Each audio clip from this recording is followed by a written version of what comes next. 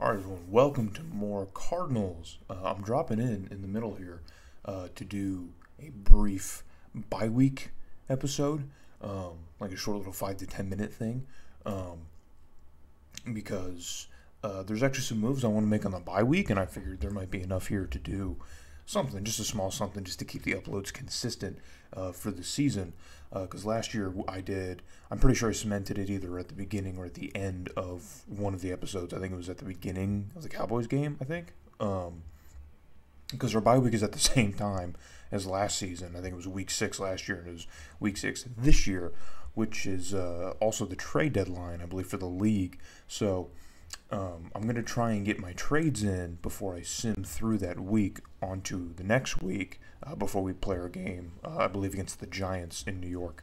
So I wanted to show those deals I was going to do, and then I guess we can kind of look over early stats, see how some of our teams' bigger names that we should be looking out for, how they're doing. We know Jake Plummer was injured for a majority of these first handful of games. And see how our rookies are doing, of course, and just see how the league is looking, how the league is already kind of shaping up to be a little bit different after last year because of all the player turnover and such. So without any more rambling, let's look into the trade that I have set up here, where I am looking to send our young strong safety, Adrian Wilson, over to the Miami Dolphins for Arturo Freeman, their strong safety, who's a 65. He's got close to about 50 tackles in the last few seasons. I think he's only 26, so he's only been in the league for, about 4 years. But he's only recorded a single sack, and that was back in 2001. He's got 3 picks. He's essentially going to be a backup on our team because we signed Trayvon Flowers to be our big piece in our secondary for the next couple of years. So, Arturo Freeman's probably not going to play much. We just need a backup, just replacing Adrian Wilson, just in case anything happens. And it looks like with the trade I have set up, the Dolphins will pretty much give him away for free because the thing I'm really looking for is a second-round pick. Getting a second-round pick for Adrian Wilson, I think, is a pretty nice steal. And this Freeman fellow is a couple $100,000 cheaper. I think Adrian Wilson is, or actually, it might be a little bit more. If I'm not mistaken. So maybe that's why the Dolphins are so okay with giving up their second because, he's actually a couple $100,000 more. So it's a pretty big win for the Dolphins. They get a significantly better strong safety for a cheaper price, and we get their second-round pick. Adrian Wilson is only has 1 year left of that deal, and so if the Dolphins are going to keep him, they would probably need to sign him for significantly more money. But as it stands, Adrian Wilson's not really going to see the field. He's already got 10 tackles this year, so he has contributed somewhat on our team just because we've been running more formations that have, more defenders in the backfield and not so many on the line. So he's been on the field a little bit this year, but he's not going to repeat his stats from last year, and I don't want to deprive him of that because he could probably contribute to a team somewhere else, and we could reap those benefits by getting a pick or some kind of draft capital back. I don't want to go through this season without acquiring at least 1 or 2 extra draft picks because we did it last year, and I think that ended up being very beneficial to us. I think I drafted Hedgel with the bonus pick that I had in the 2nd or 3rd round, and as we all know, he's already been a major contributor to this team. So I want to see if I can sneak an extra 2nd or 3rd, maybe 4th round pick. But we don't have many trades to make, just this one here. So I think I'm going to pull the trigger. We'll take Freeman. He's a little bit more money, so we don't save much money with this trade, but we do get the 2nd round pick, which is really what I'm after. And Freeman looks like he's under contract for the next 3 years. So we won't have to worry about, a backup safety at any point. So we're going to pull the trigger on here, and boom, there we go. So now we have Freeman on our team, and we also have the Dolphins' 2nd round pick. Which probably won't be that great because I think from the standings that I checked before starting this video, I'm pretty sure the Dolphins are leading or no, they're not. The Jets are. So yeah, actually, we might. This pick actually might end up being pretty good here. But looking across, I think the only other area of the team I would like to beef up is the line, but I'm not really in the market to trade any of our picks to try and improve at this right tackle position or the left end position. I don't think we've been getting a ton of great play from our line either side of the ball, but the right tackle situation. We're running with Fields right now, our rookie, and I think he's struggling. But I'm hoping that I'm really hoping that he just kind of figures it out, and through preseasons he steps up a little bit. Otherwise, we'll probably just have to revisit the draft in a year or two to try and find a better one.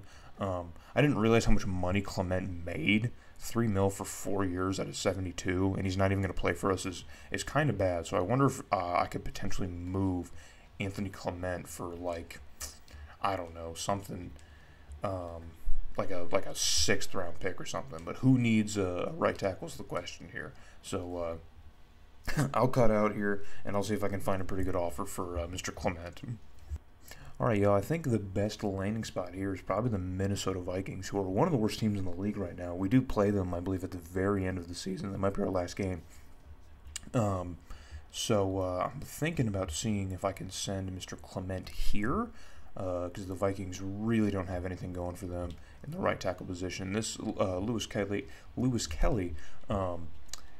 is pretty close to Clement's value, so if I were the Vikings, this trade wouldn't make a ton of sense to get someone who's 3 overall points higher, and he's almost $2 million more expensive.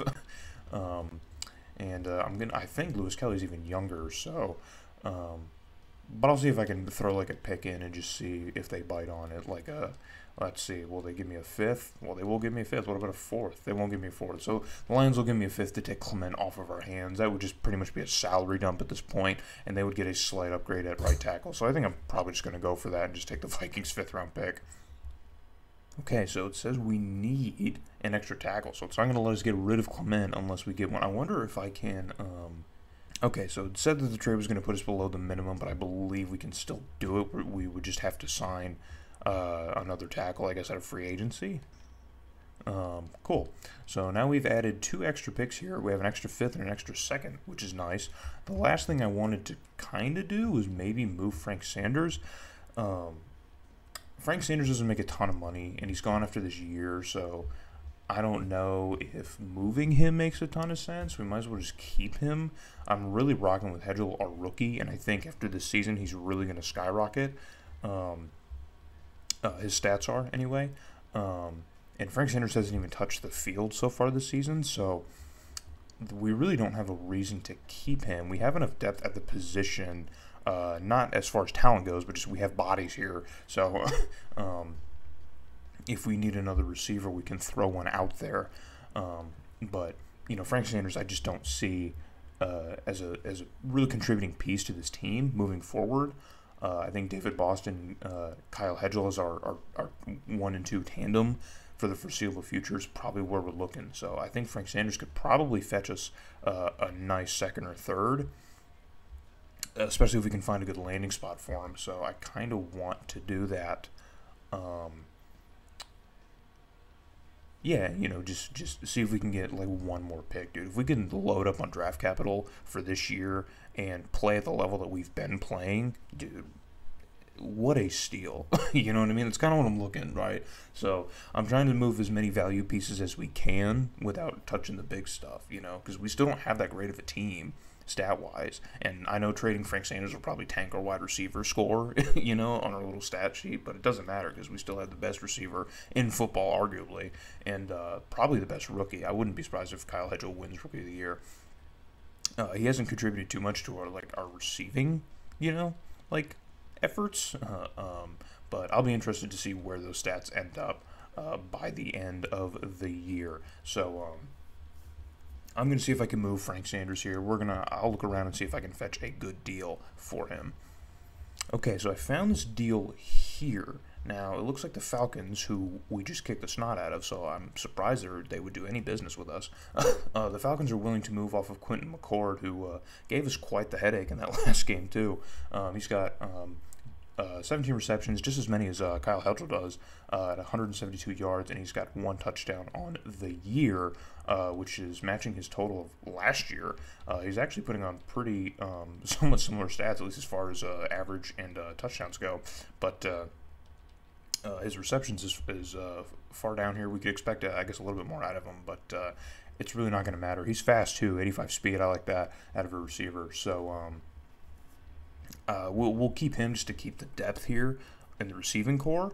He's also on for 1 more year at $400K, and he's also quite young. So, I mean, hey, he could be a piece that develops still significantly. So I'm surprised that the Falcons are willing to kind of or rather not trying to build something around this guy here. They have 2 kind of old receivers on for 5 years. I mean, those are cheap deals, but what are the Falcons doing in this game, man?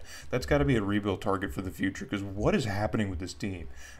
But we can move Frank Sanders here. Quentin McCord seems to be the kind of the meat of the trade, since he's really not that much worse than Frank Sanders. I'm sure some of his underlying stats like agility or catching are probably similar to Frank Sanders, but they're only 6 overall points different from each other, which is pretty big. But high 60s versus low to mid 70s. But they will still give us a 4th round pick for Frank Sanders. So I'm going to say that's a pretty significant addition. I'll take Quentin McCord and a 4th round pick. I would even keep Quentin McCord. I kind of like him as a prospect even. So I'll take this trade here. We'll add a 3rd draft pick to our stockpile. And now as we look here, we have the Dolphins' 2nd round pick, the Falcons' 4th round pick, and the Vikings' 5th round pick. I'll probably just hang on to the rest of those. I don't think there's much value in the 4th or the 5th.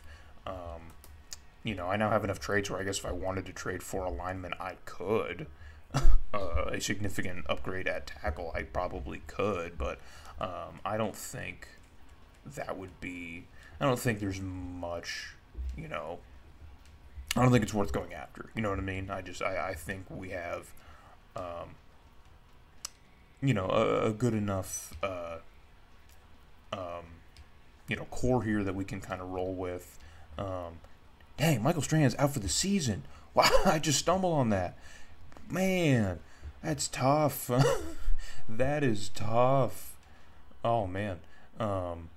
So Sean Ellis, he's out. He's on IR. Jeez.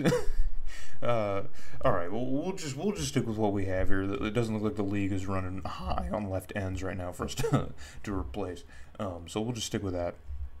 We have a ton of draft capital now, so I am not worried. I'm pretty on board with this stuff. So I'm gonna sim through the bye week, and then we'll start looking at team stats and our player stats as well. All right, so we'll start things off, I guess, just by looking at the standings here. As far as the entire NFC is concerned, the Bears are currently leading the pack here, undefeated at 5-0. And this is now the 03-04 season, so the Bears would go to the Super Bowl within the next year or two. So I guess this kind of tracks, but still, the Bears being this good this early on is kind of wild. We don't play them this season. Fortunately, our NFC North opponent is the Vikings, so I'm okay with that. The Eagles are still at the top here as well at 4-1. They kind of ran things last year in the East, and I'm not surprised to see them back here. We sit at 3rd, and it looks like our points for here. The point differentials is something I want to point out, because when I went through these standings originally before I started recording, some of them are just nuts. Like they don't make any sense. But we're up here in 3rd. The Bucs are right behind us, also at 4-1. Their point differential looks pretty similar to ours. The Packers are here at 4-2, so they're sitting right on the heels of the Bears. The 49ers are at 4-2, sitting on our heels. The Seahawks are behind them at 3-2, so 2 division opponents right here sitting behind us. We've already beat them both, so I'm feeling better about that. And then the Rams are right here too, so 6, 7, 8, boom. 49ers, Seahawks, Rams, the entire NFC West represented in the top 10. So we are in a tough division, folks. The The Saints are right outside here at 3-2-1. The Panthers are at 2-2-1. One of the things I hate so much about the old Madden games is when you sim these other games for the other teams, they tie so much, so many ties. There's always like at least like 2 or 3 ties a season. It's ridiculous. The Giants are here at 2-3. The Falcons are at 2-4. And this is kind of what I'm talking about here. Like, look at this. Look at the Giants' point differential versus the Falcons. Okay, they virtually have the same record. And the Falcons have scored 40 more points than the Giants have on the season. And they've allowed 100 more points. Like, this is just... And how the Giants only allowed 57 points? What are the final scores of their games? 10-3? Like, what is this? This doesn't make any sense. And then look at the Cowboys. They've only put up 46 points in the year. Like, what is going on? The Falcons' defense is horrendous. They have to be last in the league. Like, I don't understand this. And then the Vikings are here with 1 win, and they've put up 100 points on the season. The Giants and Cowboys have at least 1 more, and they've put up half of the amount of points. Less than half. This is just nuts. And then the Redskins was the one that blew my mind. The Redskins have not won a game. They have not won a game. And then you have people like the Cowboys and Giants with 2 more than they have. At 83. But the Redskins and the Lions sit here at the back. Oh, my Lions. I think we ruined them, guys. I think we ruined them. I think when I inadvertently killed Joey Harrington, may his soul rest in peace, I think we just completely broke the Lions. Because now they have to restart their entire rebuild. The whole rebuild effort was built around Joey Harrington. And now it's just nothing. They have nothing. And clearly, they have no offense because they've only scored 34 points. And they haven't won a game. To see the Redskins here, though, was kind of crazy because I know the Redskins, like, stat-wise, are probably still, like, a fairly decent team. If they never got a quarterback, because I know in this game they don't have a quarterback. They have, like, Ken Rosenthal and somebody else, and they're both, like, 69 overall. So, like, they don't have a quarterback. So if they never got one, then, yeah, I can see they're still bad. But 83 points, though, to have no wins. I mean, of course, if you give a 165, you know what I'm saying? But I didn't think the Redskins had that terrible of a defense, but... the Lions here, yeah, 50 less points than the Redskins and the same amount of points allowed. Wow, I would love to see what their schedule looks like so far. Looking at the AFC, though, the Colts are the top brass in the AFC. They are undefeated. They are 6-0. They have the best record in football.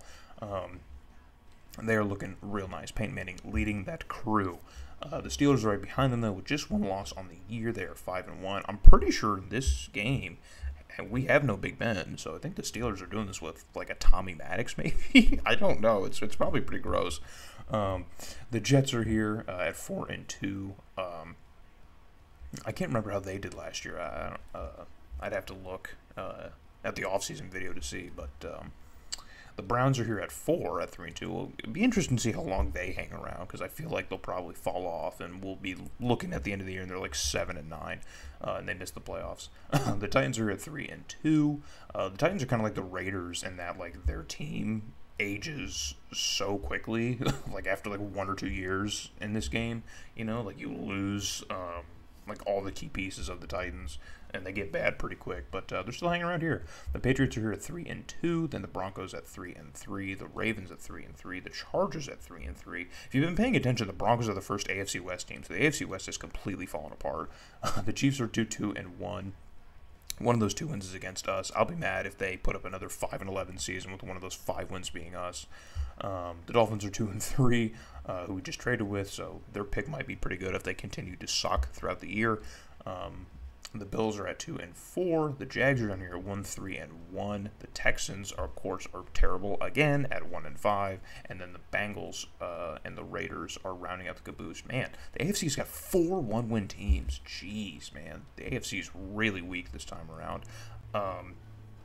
Before I sim this, I think the Bengals had the lowest points for in the NFL. I think they were at like 26 before I sim this, and they hadn't won a game. So I guess they put up a pretty nice performance when I simmed. So, but yeah, the Raiders, man, with Rich Gannon gone, Tim Brown gone, and Jerry Rice gone, this team is horrendous now. So, not surprised, but we won't be seeing the Raiders again probably for a long time.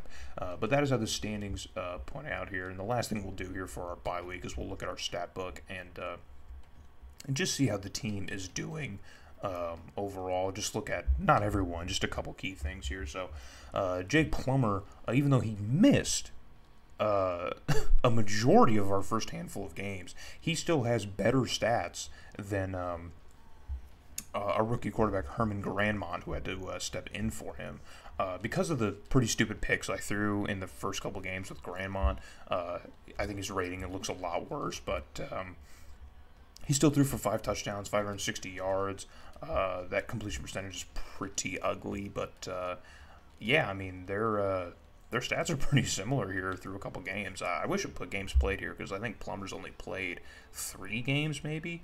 He played half of the Chiefs game, he played the Chargers game, and then that Falcons game. And that Falcons game for sure inflated his numbers, because, geez.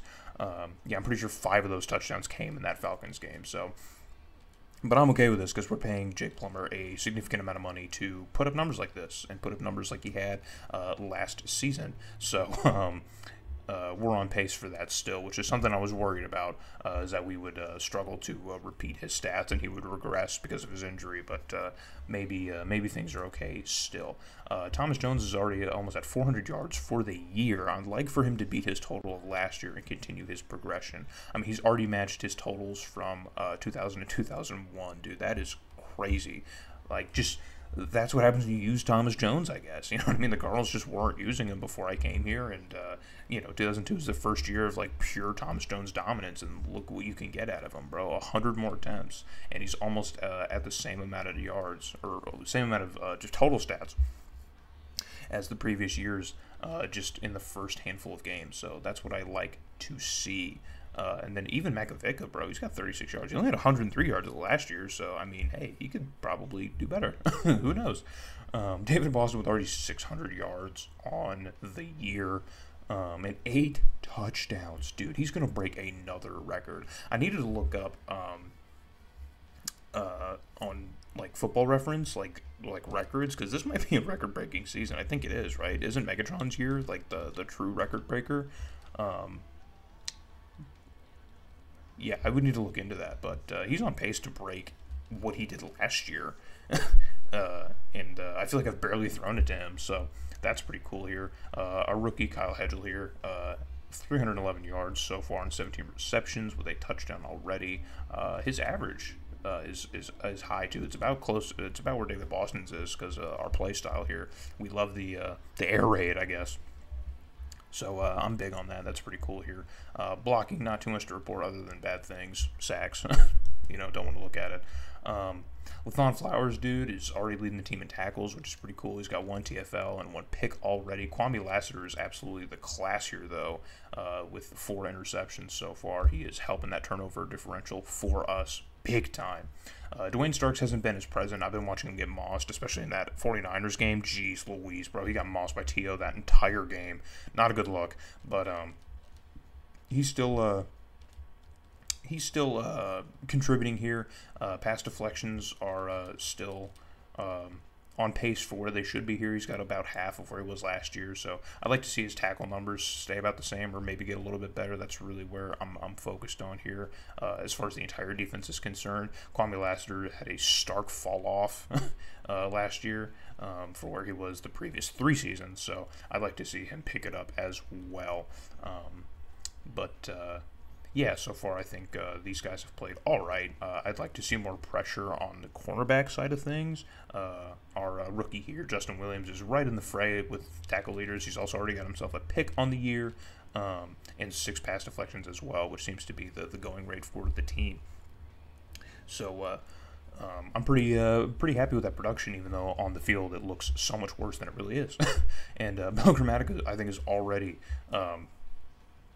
made more field goals here in these first few weeks than he did last season around this time. So the big thing here, of course, bro, Kyle Hedgel, his numbers here. He's already got 1 kickoff return. He's averaging 35.5 yards on a return, which is nuts.